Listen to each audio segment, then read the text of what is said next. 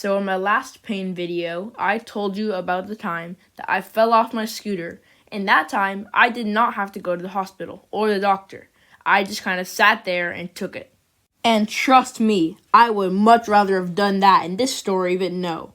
My parents had different plans. At the time, I was like 8 or 9, and like all 8 or 9-year-olds, I hated chores.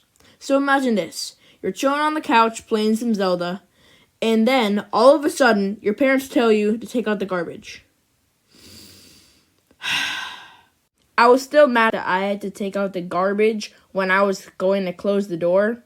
And I closed the door a little bit too hard, and my finger was a little bit too close to the edge of the door, and it got slammed in the door.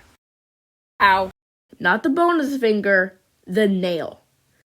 Now, this was not a normal slam in the door like some people get. No.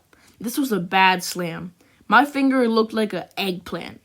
So my mom looked at my finger and said, "Oh no," and sat me down on the couch where I started, but this time with a swollen finger and a cup of ice. And I thought, dang, I messed up. So later that week, my finger was looking a little bit worse. So my dad called up our family friend, Aaron, who also happened to be a doctor. I did not know what I had in store for me. After a lot of debating and arguing, my dad dragged me into the place where it would all go down. And in the room was a Cheerio box and a scalpel. I unwillingly sat in the chair, and they started with the numbing shots.